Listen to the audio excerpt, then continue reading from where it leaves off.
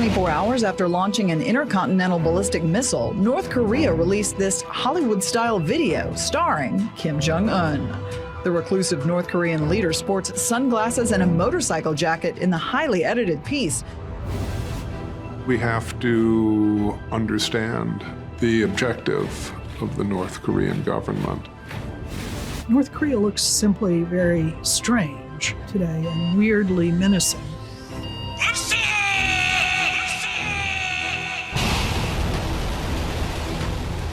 The North Korean government is trying to put a pistol to Uncle Sam's head. Going forward, I do believe that they could exceed my capacity and capabilities.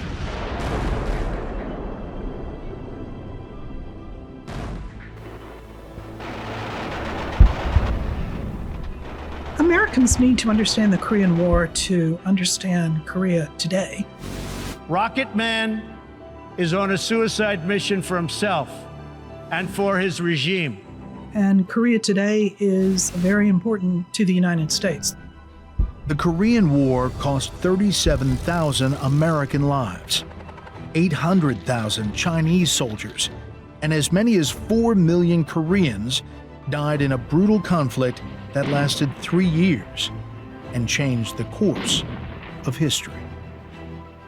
In the case of Korea, we did, in fact, drop more bombs than we did in all of World War II. Of course, we flattened North Korea. And to this day, this plays into the minds of all Koreans in the North. It brought the world to the brink of nuclear war. The fact that communist forces have invaded Korea is a warning that there may be similar acts of aggression in other parts of the world. This was really the start of the Cold War, and we understand that now because we're still engaged and involved in many of these global issues that stem from that fight against communism. It is a war that never ended. 70 years after the fighting stopped, the two Koreas exist side by side in an uneasy state of armistice. No peace treaty was ever signed. Today, 30,000 American troops remain in Korea, standing vigil at one of the world's most heavily fortified borders. It's the sword of Damocles which hangs over our own heads because of everything left the way it was some 80 years ago. Former President Obama warned the incoming President Trump that North Korea was the top foreign policy issue that he was watching. Is that how you assess the crisis in North Korea? Yes. The North Korean side did miscalculate once in a really big way, and we got the Korean War out of it. So that doesn't mean they won't miscalculate again.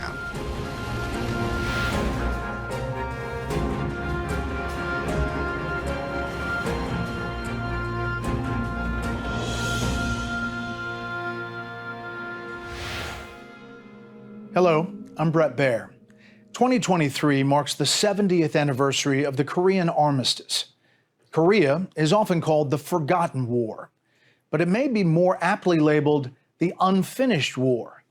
Today, North Korea remains a major challenge for American policymakers.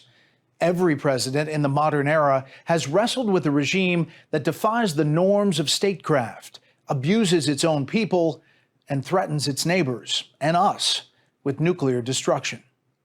But the story of how Korea became a fulcrum, first of a global Cold War, and now a military competition that America cannot afford to lose, is not widely understood. New research gleaned from communist archives and other sources invite a reassessment of much of what we thought we knew. And that's the unauthorized history we bring you in this series. We begin almost 80 years ago. The Second World War is coming to an end thanks to a new and terrifying weapon that the U.S. alone possesses. Let there be no mistake. We shall completely destroy Japan's power to make war. In August 1945, President Harry S. Truman ordered U.S. planes to drop 2 atomic bombs on the Japanese cities of Hiroshima and Nagasaki.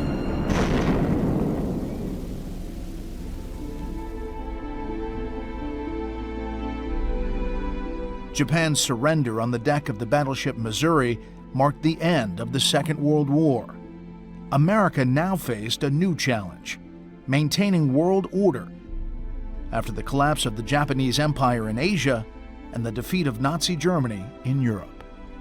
It is my earnest hope, and indeed the hope of all mankind, that from this solemn occasion a better world shall emerge out of the blood and carnage of the past. The Soviet Union, a U.S. ally in the fight against Germany, sensed an opportunity in Korea. Russia had entered the conflict in Asia at the last minute, declaring war on Japan just 2 days after America dropped the second atomic bomb.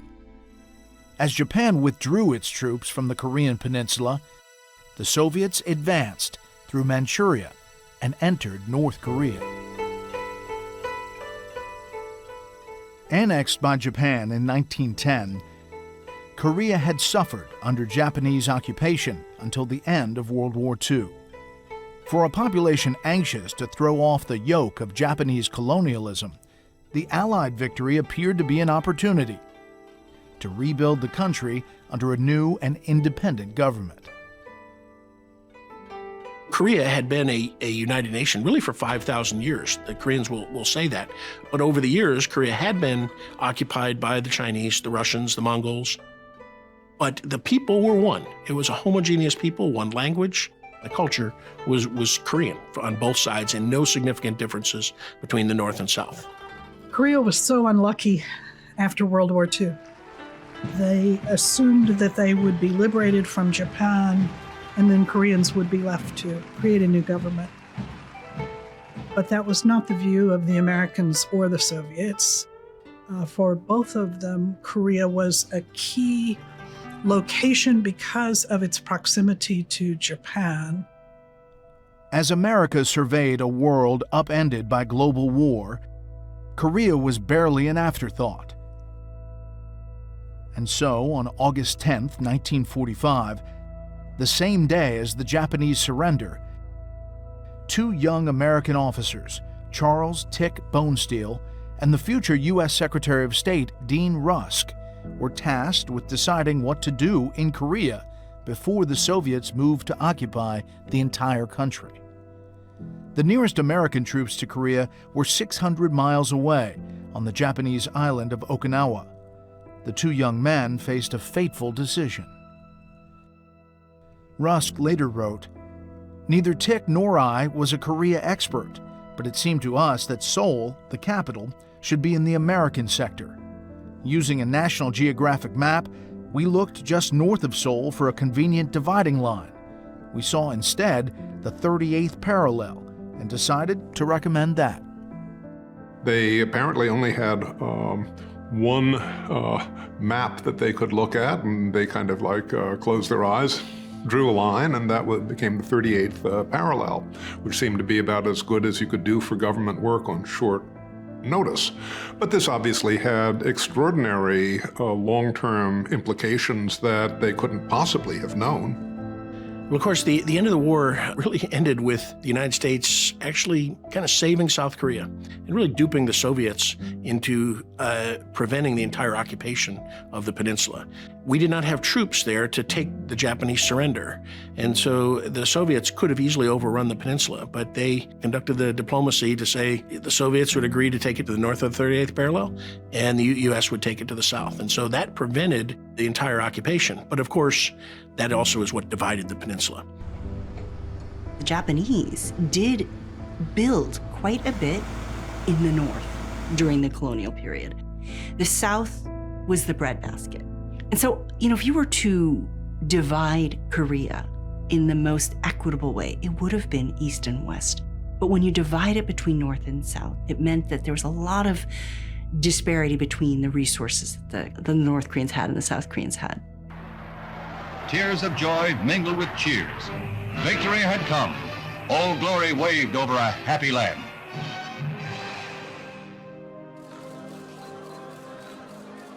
The end of the Second World War saw the United States and the Soviet Union emerge as the world's 2 superpowers. Stalin tightened his grip on Russia and Eastern Europe. For Harry Truman, containing Soviet expansion became a major foreign policy objective. When Harry Truman inherited the presidency after FDR's death, he was, believe it or not, a little more willing to do business with the Soviets than perhaps Roosevelt was at the time. And he thought he could talk to Stalin. And it didn't take very long before he went from being a tepid Cold Warrior to a hot Cold Warrior in a fairly short period of time due to Soviet actions. Seoul was celebrating freedom after 40 years of Jap rule. In Korea, the end of Japanese occupation was met with exhilaration.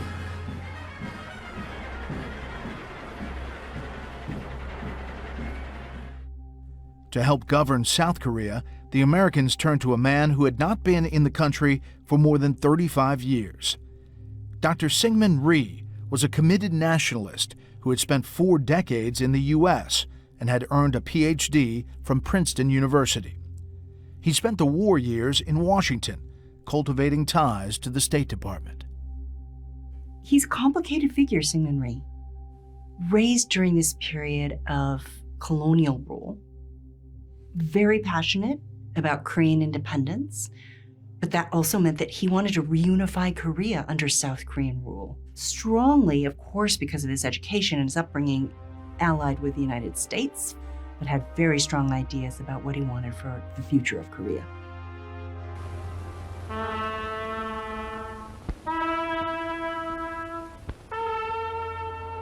In the North, the Soviets chose Kim Il-sung.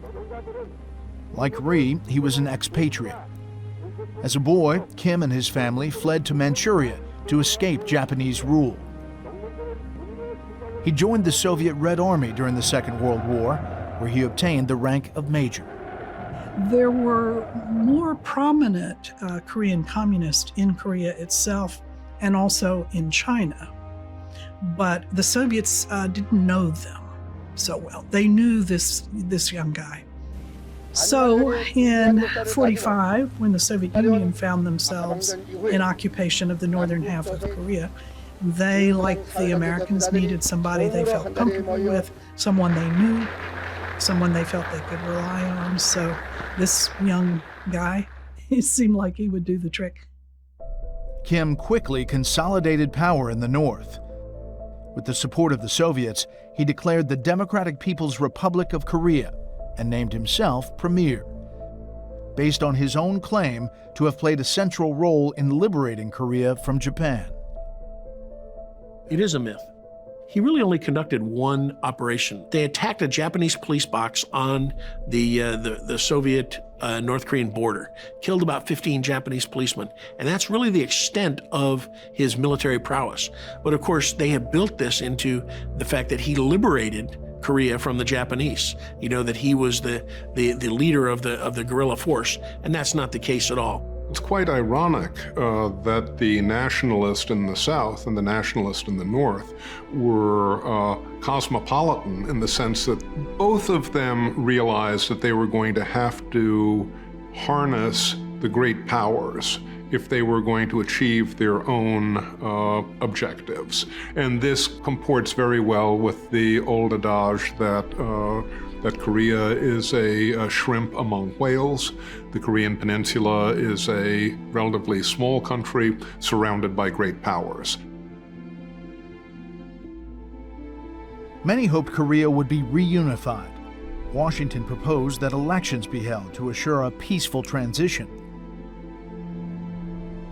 But the world order was changing in ways that would have a major impact on North and South Korea.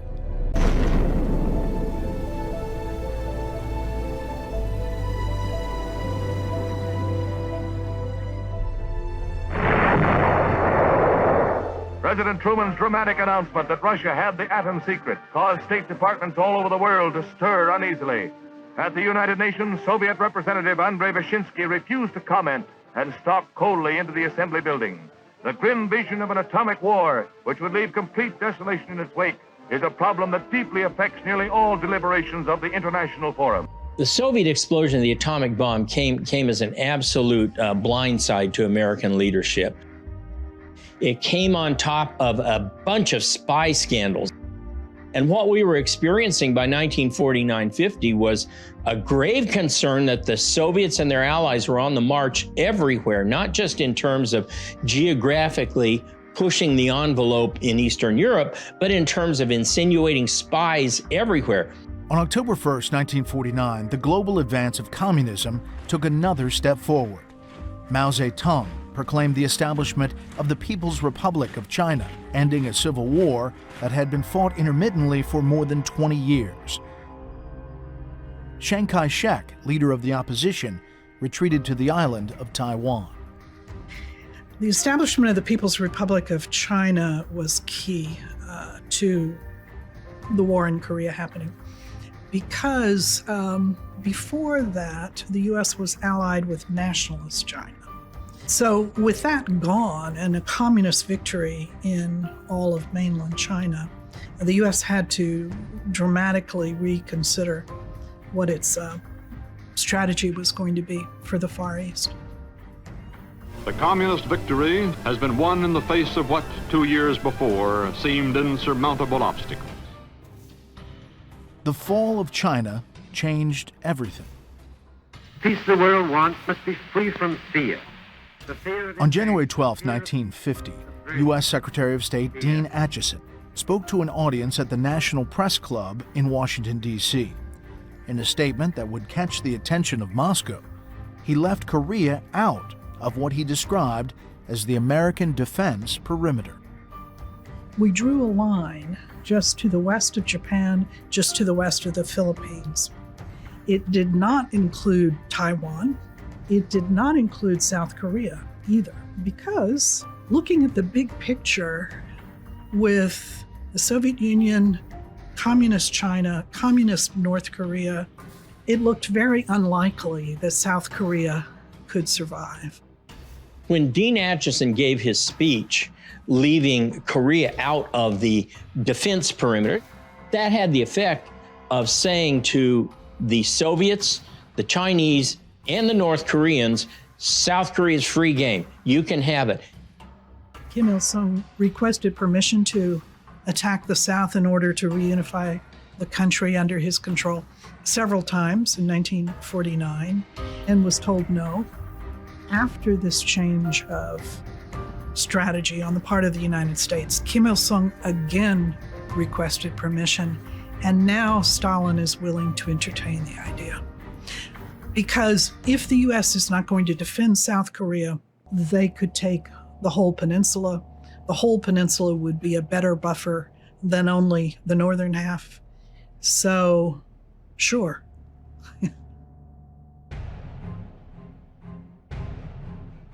By the summer of 1950, Kim had put in place everything he needed for an invasion of the South. In contrast, South Korea had done little military preparation. The U.S. had only 482 advisors in the entire country.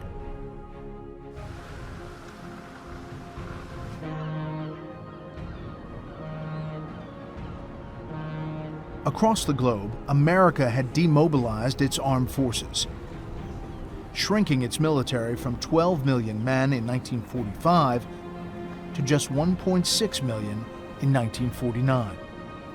Annual U.S. defense spending was down from $82 billion at the end of the Second World War to just $13 billion. The scene was set for action on the part of the North. A highly trained and well-equipped North Korean army swarmed across the 38th parallel to attack unprepared South Korean defenders. Caught off guard, they were all but overwhelmed. On the 25th of June, 1950, with the backing of both the Soviet Union and the People's Republic of China, North Korea unleashed its offensive. Prior to the attack, the North had stopped its propaganda, which many analysts thought that was now they wanted to talk. And with this stopping of propaganda, the guard was let down. On night of June 24th, the South Korean Army Officers Club opened. and all of the leadership of the South Korean military were at the officers' club. And on the morning of June 25th, about 4 in the morning, the attack began.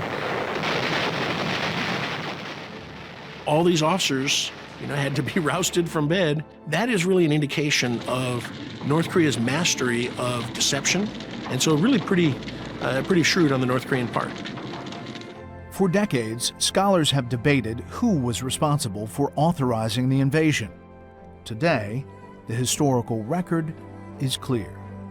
Before the documents in the Russian archives were available to scholars, we didn't know who made the decision to attack South Korea. The Russian records show very clearly that the Soviets were in charge of making that decision because it potentially could involve the Americans coming back onto the peninsula. The decision was made in Moscow. My father was 9 years old, and he does remember that at the time it was the height of summer, so he was in the summer home northeast of Seoul. It's not too far from the border. The invasion didn't come out of the blue per se, because there had been skirmishes for several years. But it was a massive operation that the North Koreans waged. Within 3 days, the North Koreans were in Seoul. They got to Seoul and it was bloody fighting, and of course, the Americans were surprised. We did not have good intelligence, and again, we expected that they would continue the guerrilla fight. We did not have good intelligence that Stalin had provided T-34 tanks to North Korea, and again, 100,000 battle-hardened North Koreans returned from China. So they had a very formidable force, which they let loose on June 25th, 1950. This attack has made it clear beyond all doubt that the international communist movement is willing to use armed invasion to conquer independent nations. An act of aggression such as this, it creates a very real danger to the security of all free nations. The Security Council takes the strongest action in its history. With Russia absent, it calls upon all members for military help against the Korean Reds. America's chief delegate, Warren Austin, offers the resolution, and it is put to a vote.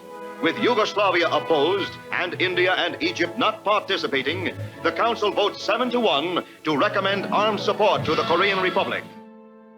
The UN created a unified military command for Korea, headed by the United States. To lead the effort, Truman turned to a hero of World War II, Douglas MacArthur. Scion of a prominent American family, he graduated at the top of his class at West Point and went on to direct the American war effort in the Pacific. MacArthur was already an American legend. He had appeared on the cover of Time magazine 5 times, and for the past 2 years had served as the Supreme Commander for Allied powers in Japan, reigning over the country as a sort of American emperor. Douglas MacArthur is one of those legendary generals in American history, sort of like William Tecumseh Sherman and Ulysses S. Grant, and of course Patton, with whom he's very often compared and contrasted. The difference is that Patton, while he was a grandstander and egotist, nevertheless always gave credit to his troops. He was constantly bragging about his men. MacArthur was constantly bragging about MacArthur. And he made up this own persona with the cap and with the sunglasses and with the corncob pipe. And he always made sure that he had a retinue of photographers and press people whenever he would step off the boat in the Philippines. MacArthur is very image conscious, and he knows how to craft a story. Prior to World War I, he was the press censor for the Army, worked with the newspapers constantly. So he knows how the press works. He knows how to use the press. But MacArthur also has that desire to be president. Well, Truman inherited Douglas MacArthur. Right? MacArthur considered himself a much grander figure than this, shopkeeper from Missouri who just, suddenly became president. MacArthur also had strong political ideas about communism, and so he was determined to roll back the Chinese Communist victory.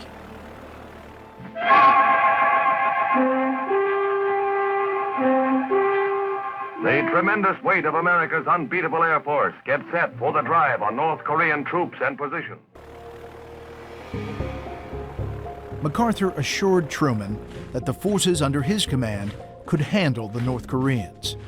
It would be the first real test of American military power since the victories in World War II.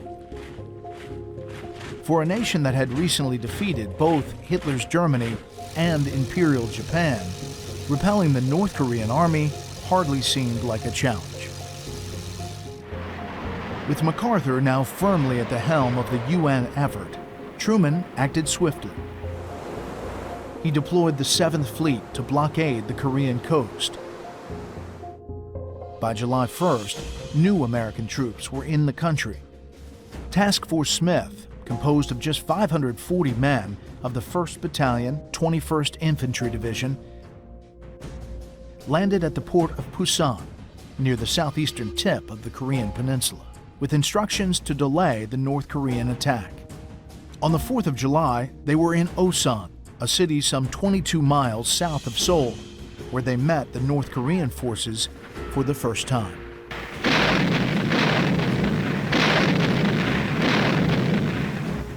So Task Force Smith, Lieutenant Colonel Smith, took an understrength battalion and they moved north up Highway 1 to Osan. Of course, the North Koreans deployed armor, and we didn't have any armor. We had bazookas, the World War II era, that some of them would bounce off the tanks or the warheads wouldn't deploy. The only thing that we had that could really stop tanks were 105 millimeter howitzers, used in a direct fire mode with an anti-tank round.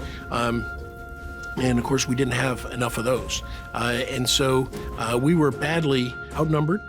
We tried to fight a set piece battle, and the North Koreans would envelop, they would infiltrate lines, get to the rear area, and the American forces had to retreat. United States infantrymen have been forced to withdraw before North Korean tank columns. And until tank and infantry reinforcements can be brought up, the job of these artillerymen is to fight a rear guard action. Their routine is to dig in, fire, withdraw, dig in, and fire again, on practically an around-the-clock schedule. Task Force Smith is a suicide squad, basically going in there because they don't have, same as the South Koreans, the ability to stop those T-34s at all. I think it was something that MacArthur had expected probably, and he even says it later, I had to throw these people in there piecemeal to be able to slow the North Koreans down before we could get in there with 8th Army and establish that perimeter. And so I think it's a good thing as far as the Truman administration seeing just how drastic that drawdown had been. For the United States in general, it's very much a wake-up call. The lessons of the first ill-fated campaign of the Korean War would have a lasting impact on the U.S. military. Today, Task Force Smith is a rallying cry for readiness. You know, the mantra in the U.S. military, particularly the U.S. Army, is no more Task Force Smiths. And Task Force Smith was the exemplar for being unready to fight a war. For Truman, the defeat came at a terrible time politically. Critics were already questioning his foreign policy leadership in the wake of the fall of China. His policy of containing communism was being pushed to its limits around the world. With the shedding of American blood on the battlefield and the loss of Korea seemingly at hand, President Truman faced a stark choice: commit fully to Korea's defense or sacrifice an ally to what looked like a rising communist tide. The Korean Peninsula, once an afterthought on the global chessboard, had become a central front in the global Cold War. We are united in detesting communist slavery. We know that the cost of freedom is high, but we are determined to preserve our freedom no matter what the cost. As we'll see, once awakened, America responded to North Korean aggression with a daring incursion of its own. President Harry Truman and General Douglas MacArthur would work together to bring America to the brink of victory before facing new challenges that would test America and drive them apart. That's still to come on the Unauthorized History of the Korean War.